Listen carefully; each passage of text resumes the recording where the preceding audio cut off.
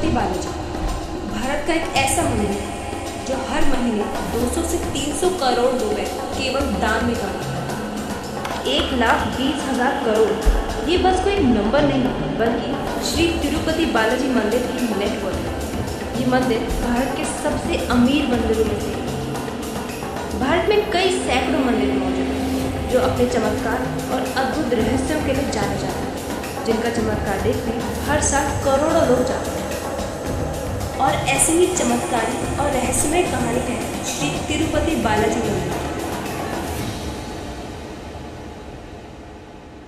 श्री तिरुपति बालाजी मंदिर दक्षिण भारत के राज्य आंध्र प्रदेश के चित्तौड़ जिले में स्थित है। मान्यता ये है कि यहाँ भगवान विष्णु और माँ लक्ष्मी निवास करते हैं। आज की इस वीडियो में हम आपको ऐसे रहस्य बताने वाले हैं जिसे आज तक साइंस भी नहीं समझ पाई। हम सभी जानते हैं कि तिरुपति बालाजी मंदिर भारत के सबसे धनी और पूजनीय मंदिर में से एक है। ये मंदिर तो सबसे अमीर है, पर कहा जाता है कि इस मंदिर में पूजे जाने वाले तिरुपति बालाजी खुद गरीब और कर्ज में डूबे हुए हैं। पर ऐसा क्यों? तो आइए पहले इसके पीछे की कहानी जानते हैं। एक बार ब्रह्मा जी के पुत्र महान ऋषि भृगु त्रिदेवों में कौन सबसे श्रेष्ठ है इसकी परीक्षा लेने के लिए त्रिदेवों के पास एक एक करके गए। जब वे भगवान विष्णु के पास वैकुंठ धाम पहुँचे तब भगवान विष्णु देवी लक्ष्मी की गोद में सर रख के आराम कर रहे। ये देखकर भृगु ऋषि को उनके इस व्यवहार पर बहुत गुस्सा आया और उन्होंने विष्णु जी की छाती पर लात से प्रहार कर दिया, जिससे भगवान विष्णु उठकर खड़े हुए और बोले, कहीं आपके पैर पर चोट तो नहीं लगी? आपके चरणों के स्पर्श से मैं धन्य हूँ। विष्णु जी के इस विनम्र व्यवहार को देखकर ऋषि भृगु रोने लगे और उनसे क्षमा मांगी और इसके बाद उन्होंने विष्णु जी को त्रिदेवों में सर्वश्रेष्ठ घोषित कर दिया। लेकिन भृगु ऋषि के इस व्यवहार से माता लक्ष्मी बहुत क्रोधित हुई और भगवान विष्णु के ऋषि को कोई दंड ना देने पर वे बेहद नाराज हुए और गुस्से में वैकुंठ धाम छोड़कर चले गए। जब विष्णु जी ने देवी को ढूंढना शुरू किया तो पता चला कि माँ लक्ष्मी ने पृथ्वी पर एक राजा के घर पद्मावती नाम की कन्या के रूप में जन्म लिया। तभी विष्णु जी ने पृथ्वी लोक पर श्रीनिवास नाम के व्यक्ति के रूप में जन्म लिया। उन्होंने वहां जाकर राजकुमारी पद्मावती को ढूंढना शुरू किया और उन्हें मिलने पर उनके सामने विवाह का प्रस्ताव रखा, जिसे राजकुमारी ने स्वीकार कर लिया। अब सवाल ये आया कि विवाह के लिए धन कहाँ से आया?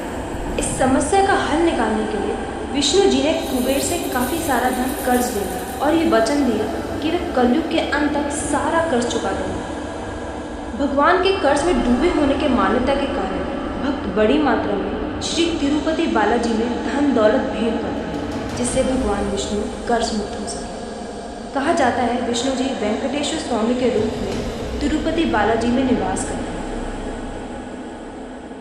7 पहाड़ों वाला मंदिर नाम से प्रसिद्ध ये ऐसा मंदिर है जहाँ भक्तों को नए नए चमत्कारों और रहस्यों का एहसास होता रहता है। आइए जानते हैं तिरुपति बालाजी से जुड़े ऐसे रहस्यों के बारे में जिसने विज्ञान तक को हिला कर रख दिया। क्या आपको पता है तिरुपति बालाजी में स्थापित जो मूर्ति है वो किसी के द्वारा बनाई नहीं गई, बल्कि ये स्वयं प्रकट हुई है। कहा जाता है कि यहाँ स्वयं भगवान विष्णु विराजमान है। मंदिर के मुख्य द्वार पर दरवाजे के दाईं ओर एक छड़ी है। कहा जाता है कि जब भगवान विष्णु छोटे थे तो इसी छड़ी से उनकी माँ ने उनकी पिटाई करी थी, जिससे उनकी ठोड़ी पर चोट लग गई। इसी कारण आज तक औषधि के रूप में हर शुक्रवार उनकी ठोड़ी पर चंदन लगाया जाता है। इतना ही नहीं, इस मूर्ति पर लगे बाल भी बिल्कुल असली हैं। आपको जानकर ये हैरानी होगी कि आज से 15,000 साल पुरानी मूर्ति के बाल आज भी बिल्कुल मुलायम, रेशमी और साफ सुथरे हैं। इन बालों में कभी उलझने नहीं पड़ती। इस मंदिर में केशदान की बहुत प्रसिद्ध परंपरा है। मन्नत पूरी होने से पहले या बाद में लोग यहाँ अपने केशदान करते हैं। लगभग 20,000 लोग यहाँ रोज़ केशदान करते हैं। कहा जाता है कि प्राचीन काल में जब भगवान विष्णु धरती पर आए थे तो एक दुर्घटना में उन्होंने अपने कुछ बाल खो दिए और गंधर्व की राजकुमारी नीला देवी ने ये घटना को देखकर अपने खूबसूरत बालों में से एक हिस्सा काटकर विष्णु जी के सर पर लगा दिया। खुश होकर भगवान ने उनसे कहा कि केश शरीर की सुंदरता को बढ़ाता है और आपने मेरे लिए अपने बालों का त्याग कर दिया। इसलिए आज से जो भी मेरे पैरों में अपने बालों का त्याग देगा उसकी हर इच्छा पूरी होगी।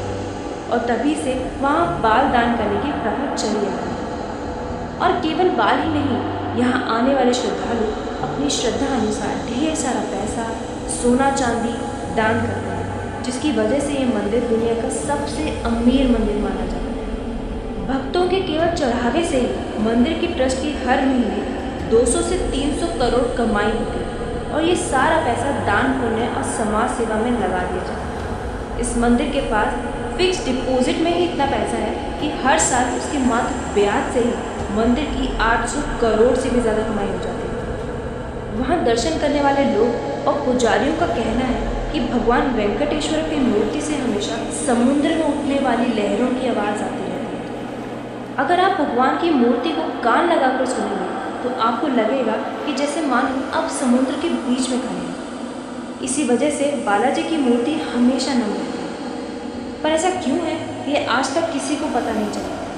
इस मंदिर से लगभग 23 किलोमीटर दूर एक गांव है।